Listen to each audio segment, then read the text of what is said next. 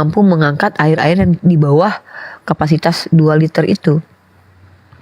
Ya kan? Nah, saya ini mencintai ciptaan saya. Boneka kucing-kucingan yang memiliki kekuatan mengangkat 2 liter air ini. Saya sayang banget. Saya tidak ingin menghancurkannya. Tapi saya ingin menguji ketahanannya. Apakah betul dia mampu mengangkat botol air yang 2 liter? Maka saya akan uji terus dia sesuai dengan kapasitas yang saya ciptakan. Maka saya akan dibilang ODGJ. Ketika saya tahu dia cuma punya kapasitas 2 liter air, lalu saya paksa dia mengangkat 1 galon. Ini namanya gila. Gak mungkin ada Tuhan. Dia tahu bahwa manusia itu penuh kekurangan, khilaf. Tapi dia minta manusia sempurna seperti Allah Bapa. Kalau tidak sempurna lu gak bisa masuk surga. Tapi dia tahu kalian itu penuh dengan dosa, kalian penuh dengan kekurangan. Allah tahu manusia itu penuh dengan kekurangan. Makanya Allah menguji manusia semampu manusia. Semampu manusia. Tidak ada ujian itu melebihi kapasitas manusia, Allah yang katakan. Nah, ini dia perbedaannya gitu, keadilan Tuhan. Dalam doktrin kekristenan, Tuhan itu memberikan hukum Torah, tapi ternyata tidak ada yang bisa melakukan hukum Torah. Tapi kalau manusia tidak mampu melakukan hukum Torah, manusia masuk neraka. Tapi dia kasih hukum yang tak mampu dijalani manusia. Sementara Allah ketika memberikan hukum kepada manusia, kalian tidak boleh makan babi. Kenapa? Karena ada makanan lain selain babi. Kalian tak makan babi, kalian gak meninggal. Tidak ada kepentingan bagi kalian makan babi. Maka tanpa kalian makan babi pun kalian have fun. Ada ikan, ada udang, ada daging sapi. Silahkan kalian pilih. Cuman satu saja yang dilarang oleh Allah. Tapi karena kalian memang bandel dan nakal, kalian makan. Maka wajar kalian dimarahi oleh Tuhan. Itu artinya Allah melarang sesuatu yang memang buruk bagi kita gitu loh. Dan tidak ada Tuhan itu melarang sesuatu yang pelarangan itu ketika kita lakukan akan menjadi asbab kebaikan bagi kita. Nah, begitu juga dengan perintah Allah. Bahkan ketika Allah memberikan ujian, kalian harus sholat 5 waktu. Ketika kita lalai dalam sholat 5 waktu ini, bayangkan kita ketiduran. Kita dalam perjalanan, ada pilihan lain, kalian bisa mengkodok, bisa menjamak, bisa mengkosor. Kalian ketiduran, kalian bangun jam 8. It's okay kalau kalian tetap sholat. Allah tidak sejahat itu. Pokoknya kalau kamu tidak bangun subuh karena kamu ketiduran dan kamu tidak sholat, masuk neraka. No, Tuhan kita tidak begitu. Tapi bagaimana dengan agama lain? Upah dosa adalah maut. Apapun dosa kamu, upahnya kematian. Ini dia tahu loh kapasitas manusianya. Tapi ketika dia tahu manusia itu punya sifat, punya kekurangan, dia gak care gitu loh. Dia kasih juga ujian. Jangan kau dekati pohon itu. Kalau kau makan buah pohon itu, maka kau akan mati. Itu dia tahu kalau manusia itu punya free will. Harusnya dia tahu bahwa manusia akan memilih untuk nakal dan bandel. So kenapa dia biarkan? Karena apa? Konsekuensinya nanti adalah akan banyak ribuan tahun manusia terbunuh akan kejahatan-kejahatan manusia. Lalu di abad pertama, ini 2000 tahun ya. Di abad pertama baru dia datang menyelamatkan manusia. So apa kabar dengan manusia-manusia sebelumnya? Tapi kalau Allah, ketika Allah katakan bahwa tidaklah manusia diciptakan dan jin itu untuk menyembah kepada Allah, mengabdi dengan cara mentaati semua perintah Allah. Allah katakan, ya Adam, jangan kau dekati pohon itu. Tapi kalau kau dekati pohon itu, kau termasuk orang-orang zalim. Ya, kenapa? Ketika setiap manusia itu melakukan sesuatu yang dilarang oleh Allah, sebenarnya dia menunjukkan bahwa dia punya kehendak bebas. Karena kalau seandainya dibilang jangan kau makan, maka Adam tidak makan sama sekali. Ya, Tuhan punya power dong menciptakan terbang, telentang, kayang, pecah, terbelah. Mudah saja kan bagi Tuhan ketika Tuhan bicara itu semua. Tapi Tuhan memberikan kemuliaan kepada manusia dengan apa? Adam, jangan kau makan pohon itu. Kalau kau makan, kau zolim.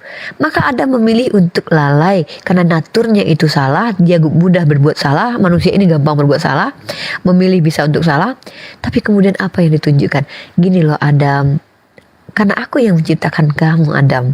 Aku tahu kamu pasti akan melakukan kesalahan. Sebenarnya aku hanya ingin mengujimu. Ketika kau salah, apakah kau tahu siapa aku? Bahwa aku penerima taubatmu, kata Allah. Cinta Allah lo sama manusia lo. Bayangkan ya, fatalaqa Adamu min rabbihi kalimatin fataba alaihi innahu huwat tawwabur rahim. Jadi Allah kenalkan dirinya sama kita nih. Kalian kalau nggak tahu, kalian kalau nggak saya gini, kita nggak akan pernah tahu kalau Allah penerima taubat kalau Allah tidak buktikan kepada kita loh. Karena kita tuh tidak maha tahu gitu.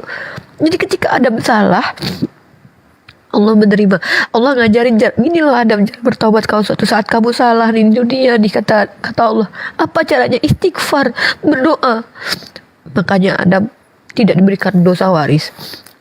Ini loh, bahkan malaikat sendiri yang skeptis ya. Malaikat itu skeptis banget ketika Allah pertama sekali menciptakan manusia. Wa isqala rabbuka lil malaikati inni ja'ilun fil ardi khalifah. Kata Allah, sesungguhnya aku ingin menjadikan manusia sebagai khalifah. Kenapa coba manusia dipilih? Kenapa bukan gorila? Kenapa bukan jin? Kenapa kita yang Allah pilih? Karena kita itu terbaik. Kita salah, kita minta ampun. Kalau iblis, dia diciptakan dengan kesempurnaannya, dengan ilmunya. Tapi dia salah, dia gak minta ampun sama Allah. Itulah kita loh. Kita dikenalin siapa Allah kita. Itu yang aku baca dari surah Al-Baqarah. Ketika aku ulang terus surah Al-Baqarah itu, yang aku dapat hikmahnya itu.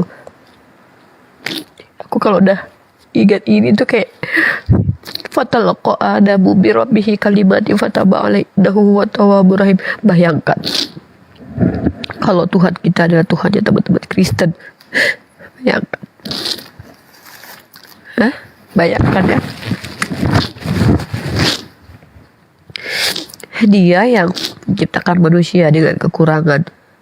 Lalu kemudian manusia salah. Dia wariskan dosa bapak moyang manusia kepada keturunan-keturunannya. Bayangin. Andai Allah sifatnya seperti itu, gak sanggup aku hidup di dunia. Bayangkan. Orang tua kita yang berdosa, kita yang tanggung.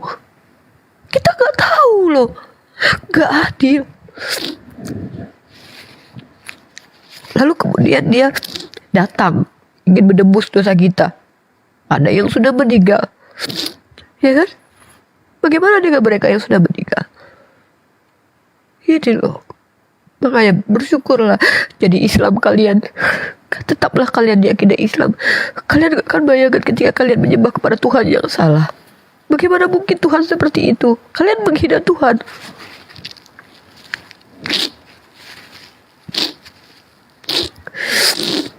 Kecuali memang kalian percaya bahwa Tuhan itu zalim. Maaf ya Igus, aku tuh ganggu banget ya. Maaf ya Allah, aku tuh baca surah Al-Baqarah tuh kayak sedih aku gitu. Kenapa? Ya Allah, kenapa aku tuh kayak selalu kayak sedih gitu, karena aku tuh aja banyak banget salahnya gitu loh. Coba kalau seandainya Allah, aku tuh Allah yang jahat, yang memberikan dosa, aku yang salah, anak aku yang tanggung. Bayangkan gimana anak-anak aku lahir ke dunia karena kesalahan bapak ibunya, dia yang tanggung. Bayangkan, kalian gak akan sanggup. Sebagai seorang ibu, kalian diberikan hati mencintai anak kalian. Tiba-tiba kalian berdosa, anak kalian yang tanggung. Sedangkan kalau apa kalian mau gitu, kalian berdosa terus anak kalian yang dihukum atas dosa-dosa kalian. Bayangkan Tuhan semacam itu. Beruntung kalian, tahu gak, sebagai muslim dan muslimah.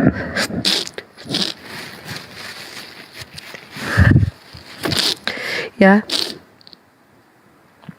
tidak ada sesuatu yang masuk akal dalam keyakinan teman-teman sebelah kita.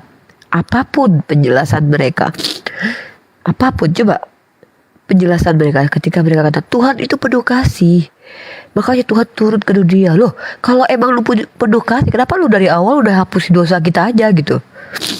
Ya, kalau emang lu penuh kasih dari awal gitu, kenapa Tuhan ketika Tuhan tahu bahwa Adam itu berdosa dan dia belum punya anak. Doa hidung aku tersumbat.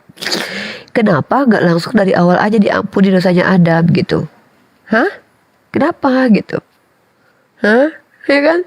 Kenapa harus nunggu 2000 tahun kemudian kamu hadir menjadi manusia, dan itu pun kamu udah ngaku kamu Tuhan? Apa maksud kamu itu?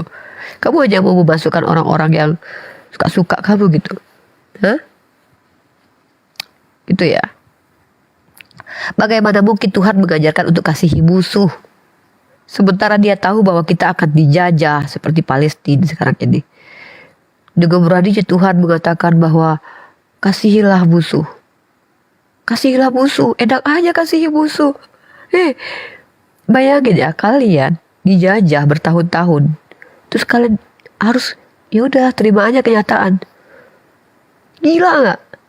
Tuhan macam apa gitu? Aduh hidung aku ya Allah. Sumbat. Sorry ya guys, nggak apa-apa lah, namanya aku manusia ya pasti berlendir lah, ya kan? Hidung aku tuh emang gitu, sinus. Iya, mau bersihin dulu, bentar ya, aku bersihin dulu, bersihin sedikit dulu ya.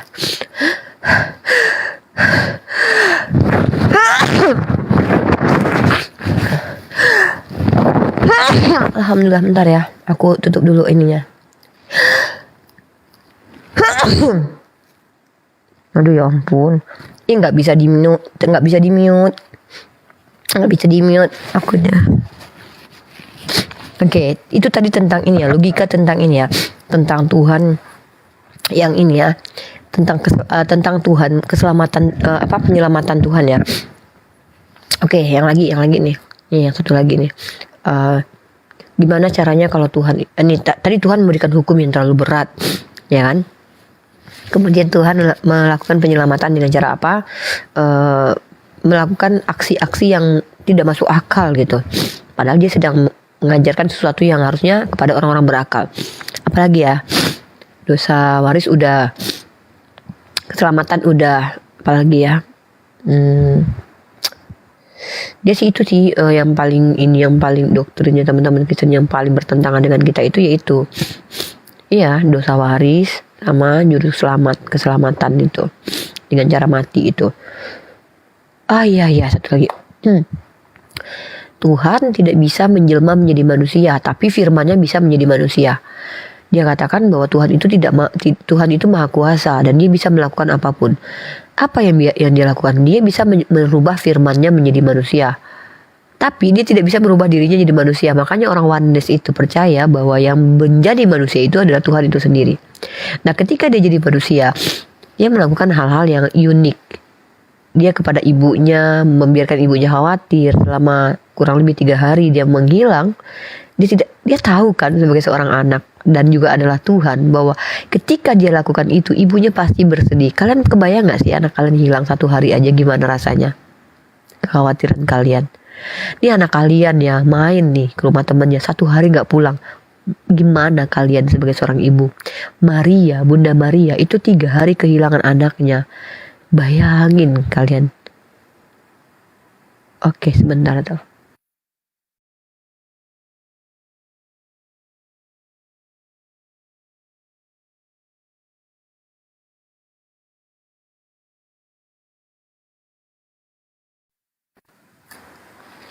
Nah, iya kan, khawatir kalian kan 1 hari setengah, jangankan 1 hari deh, 3 jam aja anak kalian gak pulang dari jadwal. Ini sekolahnya tuh harusnya pulang jam 12, tiba-tiba dia pulang tuh jam 2 juga gak pulang. Kalian bakalan rasanya kayak mau meninggoy gitu, mau meninggoy kalian.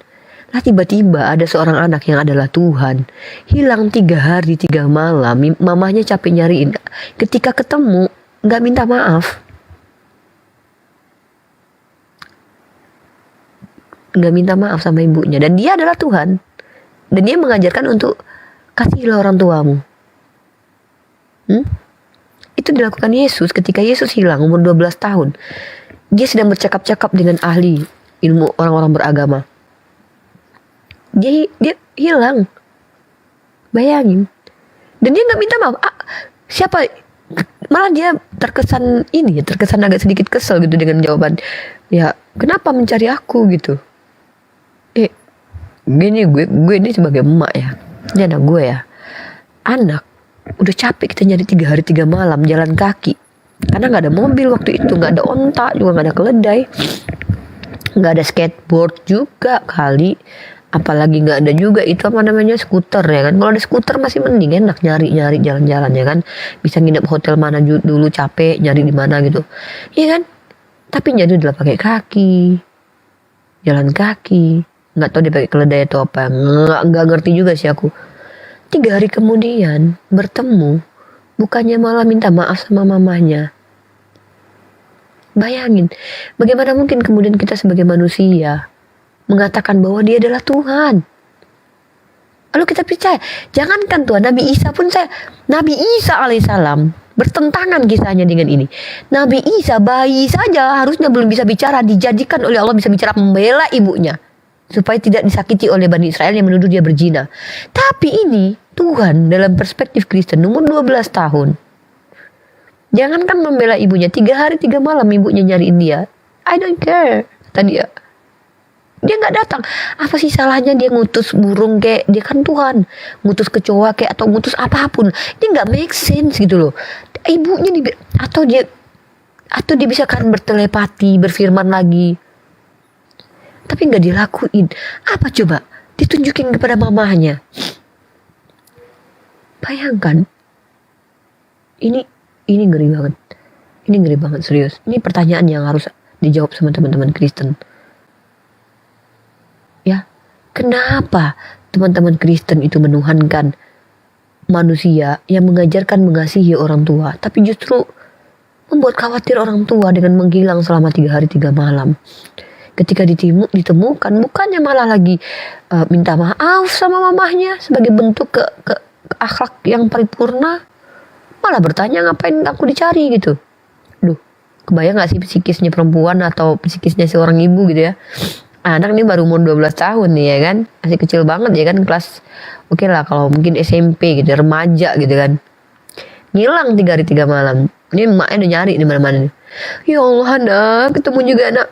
Siapa suruh mama cari aku? Aku tampar ya. Tampar bolak-balik anak ini. Ya. Iya, bukan cuma ku tampar bolak-balik. Bukannya apa? Bukan karena benci, bukan. Kayak gini akhlakmu ternyata gitu. Tidak ada sedikit pun kamu memikirkan perasaan ibumu gitu. 3 hari 3 malam aku nyari gitu loh.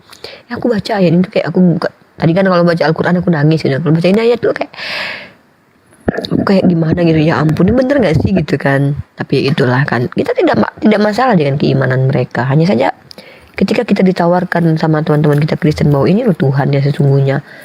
Pertanyaannya adalah, bukankah dia mengajarkan untuk mengasihi ibu? Kenapa dia tidak tunjukkan kepada dunia bahwa dia mencintai ibunya?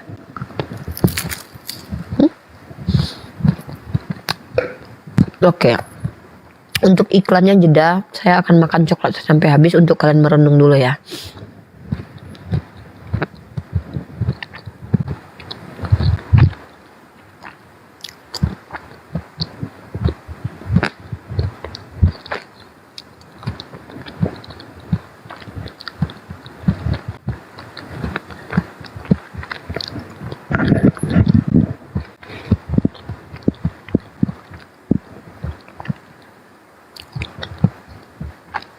Ini akun baru sayang. Akun itu belum bisa minta pertemanan, belum bisa minta naik, belum bisa. Aku yang langsung aja live kan beberapa akun untuk koma nanti. Aku bentar lagi mau cari ini deh, bandrek.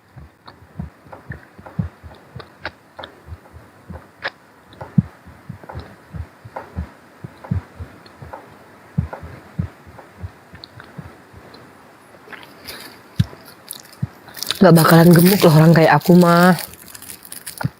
Oke, kita makan coklat ini setelah kita kasih materi satu lagi, oke? Baik. Sekarang begini. Oke.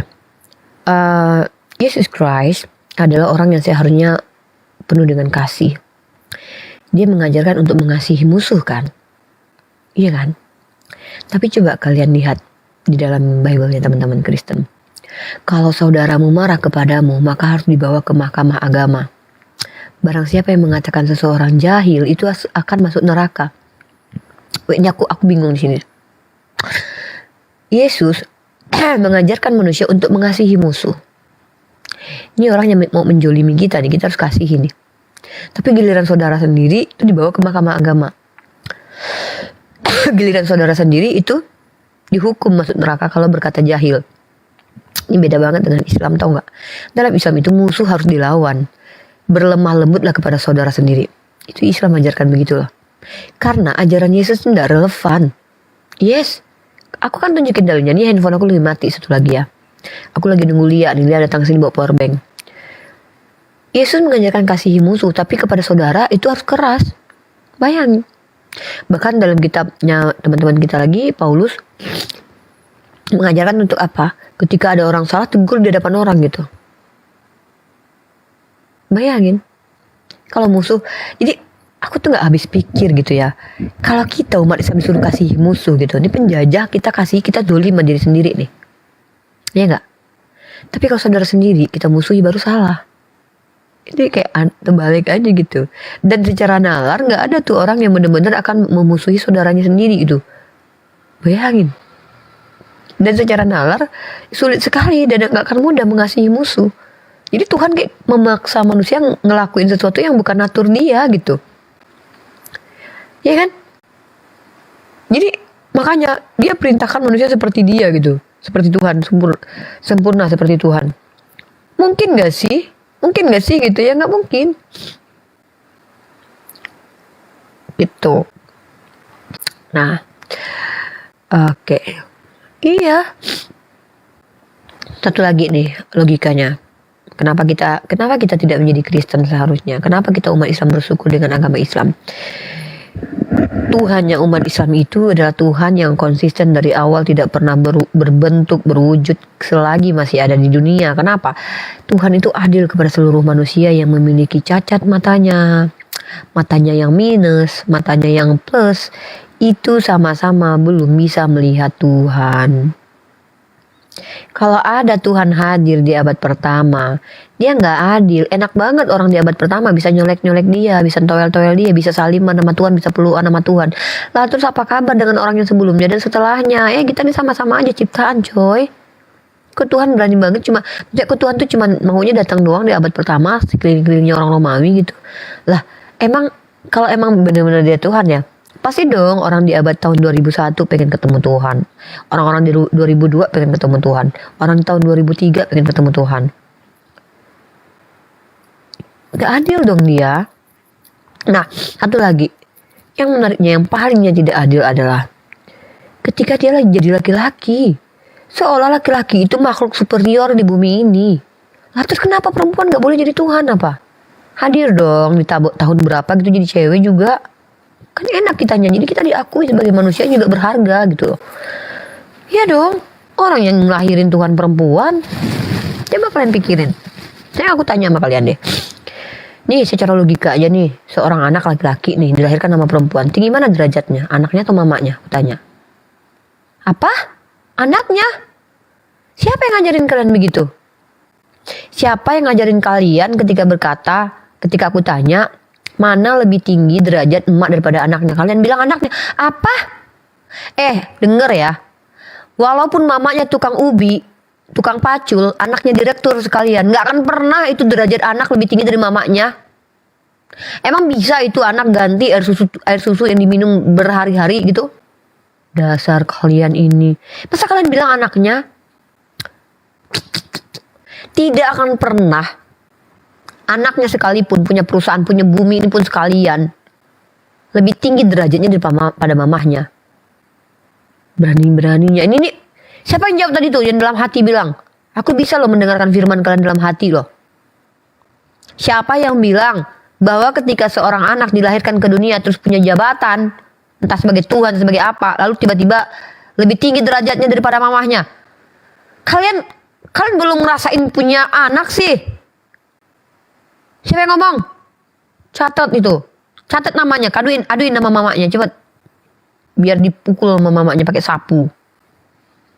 Kalau bukan karena ibu kalian yang ngajarin kalian tertatah-tatah, nggak bisa jalan kalian. Kalau bukan karena ibu kalian yang mengajarkan kalian cara makan pakai sendok, udah pakai kaki kalian makan. Kalau bukan karena modern kalian inilah. Siapa yang bilang? Ayo ngaku. Aku dengar tadi. Enak saja kalian mengatakan ketika seorang wanita melahirkan anak walaupun anaknya laki-laki, maka jabatannya lebih tinggi dia karena dia adalah Tuhan. Apa?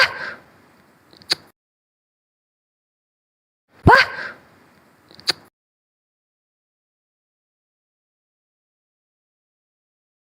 Apa?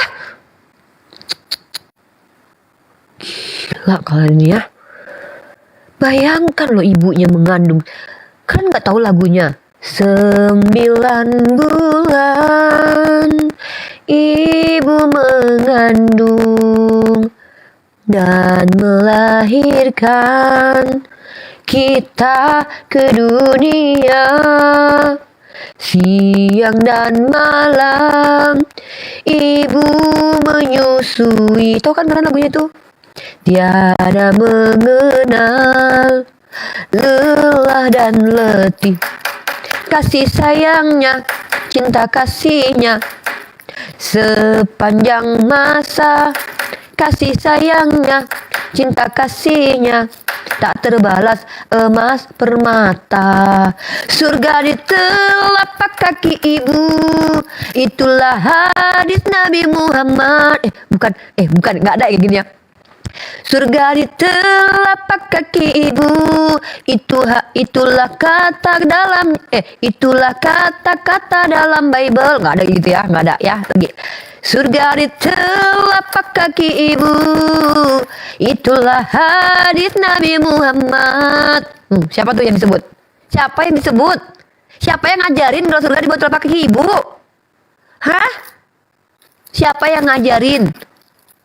Jangan durhaka pada ibunda, di akhirat mendapat surga. Teng teng tong gitu. Jadi kalian berpikirlah, bagaimana mungkin seorang ibu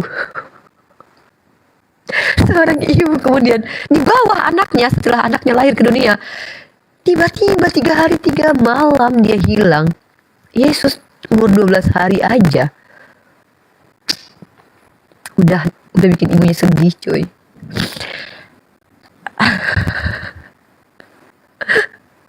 Gitu loh. Ini belum bisa. Jadi gini ya, akun ini belum bisa naikin siapapun. Akun ini uji coba untuk memanjangkan durasi biar bisa nanti live gitu ya. Karena aku mau ganti akun besar aku itu menjadi akun bisnis nanti ya. Dan kalian akan melihat di situ adalah jualan aja ya. Nanti aku pakai akun kecil buat debat gitu. Jadi kalian harus sadar. Gitu ya. Ayo ulangi lagi lagunya. Kalian memuliakan ibu kalian ya.